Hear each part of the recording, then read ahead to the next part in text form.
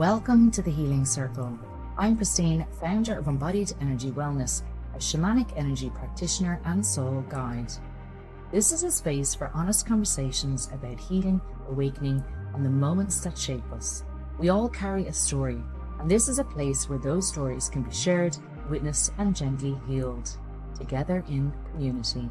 This isn't about fixing yourself, it's about remembering yourself. Take a deep breath. You're very welcome here. Just a gentle note before we begin, some topics discussed in this episode may touch on trauma, loss, or sensitive life experiences. Please take care of yourself as you listen and engage in a way that feels supportive. Hello and welcome to this week's podcast, The Healing Circle, with Christine Higgins. This one is a solo episode with just moi, and I want to speak about something that I'm obsessed with. Maybe it's my Scorpio tendencies. I love transformation, death, rebirth, life, okay? So I'm always speaking to people about the afterlife. I'm always speaking about death, and when it's going to happen and how it's going to happen. And I don't think we should shy away from the topic of death. I really don't, because we are all going to go through it. So why not bring it out from the darkness into the light and talk about it? And maybe it's a nicer experience. So I just want to talk about, are we divinely protected? And if we are, when do we leave? You know, have you ever had those moments where you should have been in a terrible accident? Maybe you were about to step off the curb and then something pulled you back and a car went flying in front of you and you're like, how the hell did I not die there? Maybe, you were driving down the road and next minute you see another car coming towards you and you swerve and you're like, how did that happen? Maybe it's as simple as, I partied really hard in my 20s. How did I wake up the next day? I've had those moments. It does raise the big life question of, are we divinely protected? And if we are, when is actually our time to leave? So today I want to explore this, but not from fear, but from curiosity. I had an experience last week that reminded me of Jesus, tomorrow's never promised.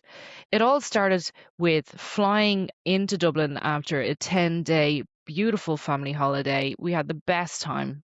And we landed in Dublin Airport. We're going to get our luggage. And I said to my husband, have you seen the car keys? Because we parked a car in Dublin Airport. And of course he was like, no. And it was me that had the car keys. But I have this knack in my mind, and I'm sure loads of people there, I can picture where the keys are.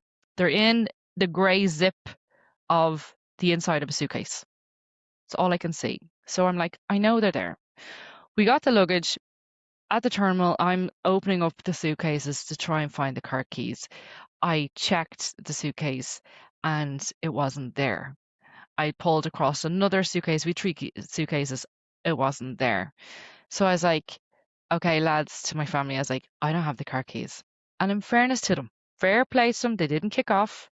They were just, what do we do now, Mom? So, of course, me as ever, the one for solutions and to fix it, I said, let's just get the air coach home because we're all tired and I will get the spare key. Now, bear in mind, when we were leaving our house to go to the airport, I had my spare key in my hand and I was guided to leave the spare key on the hall table, and I had a deep knowing that I need that spare key. So fast forward 10 days later, we get the air coach home. There's a spare key on the table in the hall. And I said, you know what, I'm just going to do a U-turn, get back on the air coach, get to the airport, get my car home. And a lot of people would be straight away angry, frustrated, and be given out about this. But to be honest, as a mother of 4 children, now only 3 came with us, and my husband, 10 whole days, the 50 minutes on the air coach back to the airport was the most peaceful 50 minutes I have had in them 10 days. So I sat back and just enjoyed the scenery. I was loving this me time. And that's why, like, everything that's like an inconvenience, it actually could be a gift from the universe for you just to surrender and just accept where you are and go with the flow. So anyway, got to the airport, found my car, drove it home. Everything's fine. But actually, as I was driving home, my husband sent me a picture of the keys. Yes, they were in the grey zip pocket, but in the third suitcase that we never opened. I know. I was like, oh, for flip's sake. But anyway, number one, the intuition wasn't wrong. I needed my spare key. It had to be left in the hall table. The key was in the grey zip inner pocket of the suitcase, but I had looked at the wrong suitcase. Anyway, as my husband then said, by the way, there's a dead magpie in the driveway. And I'm like, all right. So as I'm driving home going, normal people would say it's just a dead bird. But a shamanic practitioner would say, oh, there's going to be a message or a lesson coming. And dead birds, yes, they do represent death, but they also represent transformation, big changes coming, growth, expansion. Okay. So the ending of something before something is birthed as well. So I get home, everything's fine. The next day I woke up and I needed to get to the Dart station because I had healings in Dublin City Centre at the Dublin Wellbeing Centre. And it was lashing rain all morning. So I'm driving over Killiney Hill to get to the Dart station. Now, wet roads, I'm descending down a hill. There is a bends on this hill. And I'm coming down the road. And as I turn to go around a bend, there's a black Hiace van on my side of the road coming up the opposite way, but he swerved out onto my side of the road to take a left. And sure, he did it behind the bend. So as I came around, I'm head on, literally going full force into this van. And I was like, shit. So what I did was I squeezed on the brakes, but then I felt the back wheel starting to kick out. So I was skidding and jerking, going from side to side, and I was going into the wall across the road, trying to swerve away from the van. But then I knew I was going into the wall, so then I went straight down the clutch, and that kind of made the whole car judder, judder, judder. And I remember I looked to the left as I was passing the black van, waiting for the crunch, and I'm not messing. It was a millimeter of a distance that I didn't hit that van. I went in between the van and the wall on the other side of the road because they're very narrow roads in Killiney Hill, and ended up skidding to a stop behind the van. I don't know how the hell I did not crash in either the van or the wall. Stopped the car, beeped, and the van drove off. So I'm like rattling inside. I park at the Dart station. I get on the Dart. I still have to go and do healings. And I'm like completely shook. And I was sat back and I was asking my guides going, lads, what were you doing? More in the sense I got the message, what the hell were you doing? I was like, okay, it was a bit, I wasn't exactly going snail trail down the hill. I was going at normal speed, but forgot about taking into account the wet ground. But I'm so like, how did I survive that? Like madness. And the car was going in such a jolty fashion that I don't know anyone that ever gotten off a roller coaster and felt like their brain is rattling in their skull. That's exactly how I felt for the rest of the day after that experience. So that will give you an insight of how the car was impacted going down that hill and trying to make those near misses. Anyway, got into my healing room, had half an hour before my first client, lay on the plinth and was just did a little meditation of gratitude. And I had to separate it and be the ever professional and continue on my healings. So that was really, really close. So I don't know whether the dead bird the day before, the lost keys the day before were giving me a message from my guides to say, be careful. it was really interesting. And I find when I am the observer of these things happening to me, I get the most insight. My intuition just goes full throttle up, and that's when my guidance gets really, really strong. So it's interesting, okay? And don't forget the near-death experience after my fourth child, when I lost 2 liters of blood and ended up in ICU and severely hemorrhaged. But my dad was looking after me. Perhaps my dad was looking after me again. Maybe I have 9 lives like a cat. Um, it's just I find it fascinating. Not that I'm going to start bungee jumping off cliffs and be like this mad, person that just lives extreme. Um, but when these kind of things happen, it makes you kind of think, doesn't it? So, who is divinely protecting us is the next question. Are there spirit guides? Are they guardian angels? Are they our ancestors? Is it our higher self, knowing that we have a bigger plan, we have another thing to do here in this earth before we pass over, so we need to stay? Is it God? Is it universal intelligence? You know, some people believe that it's, pure luck, it's coincidence. You're just like jammy. But I don't know. It's a mystery in itself, really, isn't it? Which makes it so interesting. Another thing someone said to me, that they've heard of some spiritual teachers suggesting that our lives may contain more than one possible moment where the soul could choose or be ready to leave the physical body. And others believe our lifespan is fixed, while many traditions don't teach this idea at all. But when I was trying to describe to people what happened to me with that on that near crash, I said I feel like I jumped timelines. I feel like my old self is crashed into that wall, and I'm here now. And things have happened in the last week that I have registered. I've put in a trademark application, something that I've been playing around with for a long time.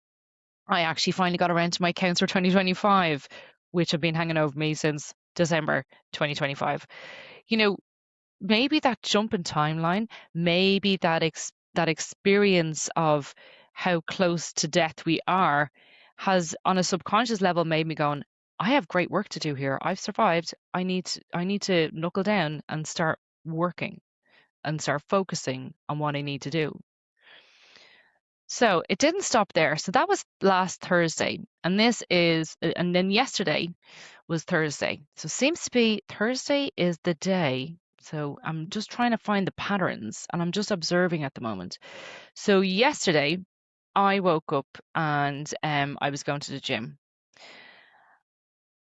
and I was looking for my car keys. And I was like, where's my car keys? Surely, like, you know, I left them on the hall table. Where are they? So then, of course, my spare car keys was still on the hall table. I said, look, I'll just get them. I'll go to the gym and I'll worry about it later.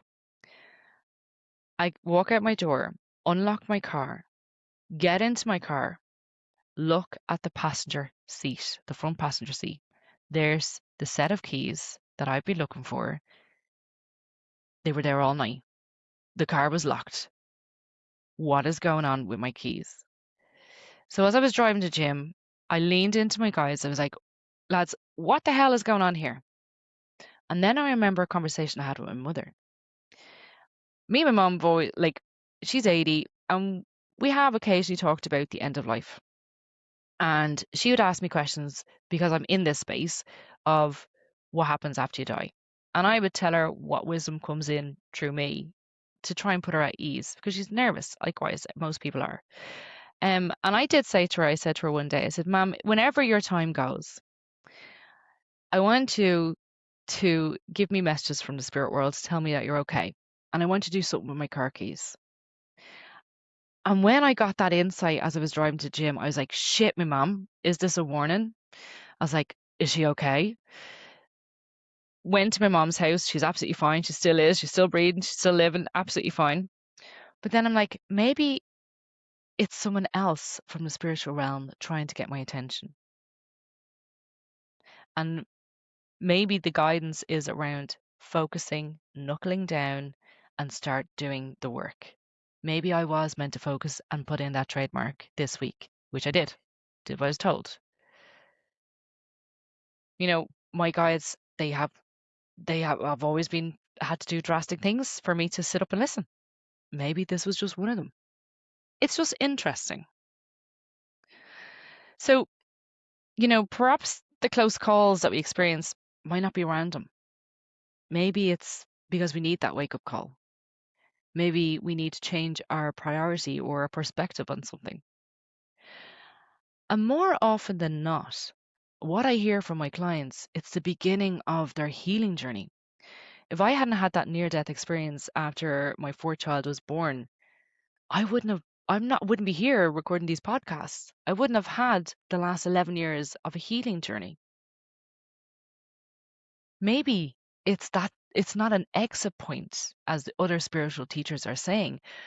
Maybe it's our reset moment, the catalyst for our purpose, the tower moment. Everything always has to fall down, and then to be rebuilt again. Now, I'm not telling you all to start jumping up bridges and mountains and say, right, this is my wake-up call. I do not recommend that at all. But I would ask you to reflect on this question. If you did experience something, what changed after your near miss? And sometimes that's the most meaningful question. The moments where you felt your life was on the floor and you had no other choice but to crawl out of it and up like a phoenix rising from the ashes. What changed? Whether we're divinely protected or not, whether our soul planned this life or not, one thing remains true. We don't know how long we're here. And maybe the real invitation isn't to figure out when we'll die, but maybe it's to fully live while we're here. Are you living the life that you desire? And if not, why not? Because 9 times out of 10, we put our own blocks up. Can't do that because so-and-so. Can't do that. Oh, they might judge me. Can't do that because I've no money. Can't do that. They're blocks we're putting on ourselves. The universe is always listening. So maybe it's like, I can't do it right now, but I will one day. Or I will do it. It will happen. I can see it if you can see what your heart truly desires in your mind, it's already happened. And all you need to do is just fully step into it and follow it. So I don't believe conversations about death have to be dark. Sometimes they remind us to truly live, to love more deeply, to forgive more easily, and to stop waiting. Stop waiting for that moment where you need to change. Do it now. Maybe that's why these near-death experiences happen. Not to make us fear death, but to appreciate life. Thank you for spending this time with me. If today's conversation sparked something within you, I'd love to hear your thoughts. Have you ever experienced a moment where you felt divinely protected? A near miss that changed your perspective, or perhaps you had a near-death experience that transformed the way you see life? Share your story in the comments or send me a message. I genuinely love to hearing from you. If you've enjoyed this episode, please take a moment to follow the podcast, leave a review, and share with someone who might need to hear it. Every share helps these conversations reach more people and continues our mission of making spirituality feel more accessible, grounded, and part of everyday life. Until next time, remember, life is precious. None of us knows how much time we have here, so don't wait for the perfect moment to tell someone you love them, to follow their dream, to forgive, to laugh, or to simply be present. Take care of your body, nourish your mind, trust your soul, and above all, keep embodying your energy. I'll see you in the next episode.